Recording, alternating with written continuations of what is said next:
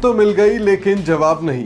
जी हाँ, Mumbai Indians IPL के इतिहास में एक ऐसी टीम मानी जाती है जिसकी शुरुआत हमेशा देरी से होती है। अगर बात करें तो हर सीजन हमने ये देखा है कि मुंबई इंडियंस आईपीएल के शुरुआती लेग में जीत हासिल नहीं करती, बल्कि इसके बाद जब सेकंड लेग शुरू होने वाला होता है उसके इर्द गिर्द इस टीम को जीत मिलती है। कल आईपीएल के रण में दिल्ली कैपिटल्स को शिकस्त देने के बाद ये कहा जा रहा है कि मुंबई इंडियंस की वापसी आईपीएल 2025 में हो चुकी है।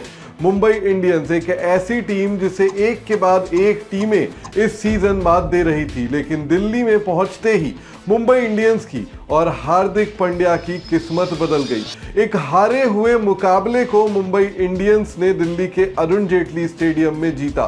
दिल्ली कैपिटल्स जिसने इस मुकाबले में सब कुछ ठीक किया था, वो टीम अचानक ये मुकाबला हार जाती है।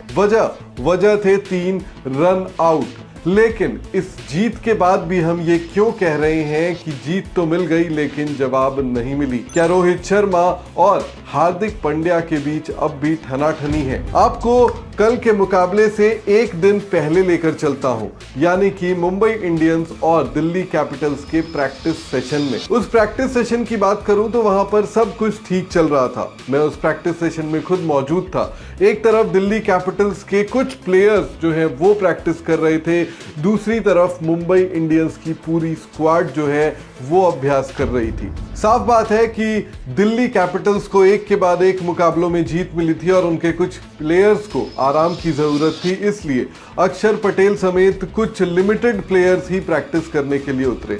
लेकिन दूसरी तरफ पूरी की पूरी मुंबई इंडियंस की टीम आई और मुंबई इंडियंस के अगर टीम की बात करें तो मैच डे -1 में इतनी बड़ी प्रैक्टिस देखने को नहीं मिलती।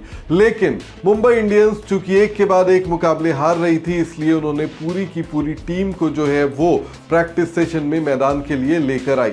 लेकिन यहाँ पर एक अजीबोगरीब घटना जो है वो देखने को मिली। घटना ये थी कि पूरा का पूरा प्रैक्टिस सेशन जो है वो व्हाइट बोर्ड में चेकआउट किया गया कि कौन पहला नेट बॉलर होगा, कौन पहले नेट्स में बल्लेबाजी करेगा, क्या कुछ होगा।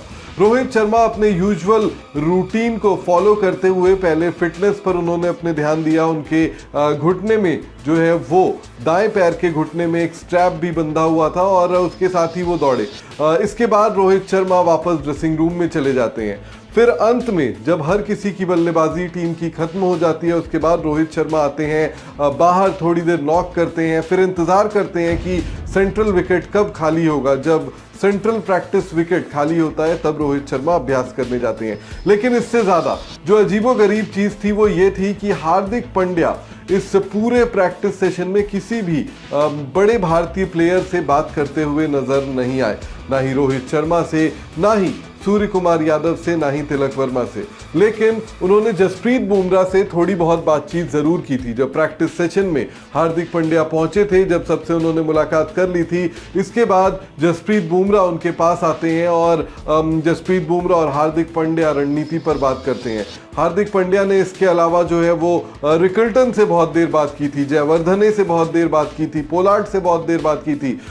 लेकिन इस दौरान वो ना ही रोहित शर्मा से, ना ही सूर्य कुमार यादव से, ना ही तिलक वर्मा से बातचीत करते हुए नजर आए। और इसके अलावा अगर कल मैच की भी बात करें तो इस दौरान एक विकेट के बाद जो है वो तिलक वर्मा हार्दिक पांड्या से कुछ पूछते हैं और हार्दिक पांड्या जो है वो अजीबो गरीब ढंग से जवाब देते हैं और उसके बाद तिलक वर्मा जो है वो गेंदबाज के कंधे पर हाथ पैट करते हैं और वो वापस चले जाते हैं। यानी ये सारी चीजें बताने का ये मतलब है कि मुंबई इंडियंस में अब भी सब कुछ ठीक नजर नहीं आ रहा है।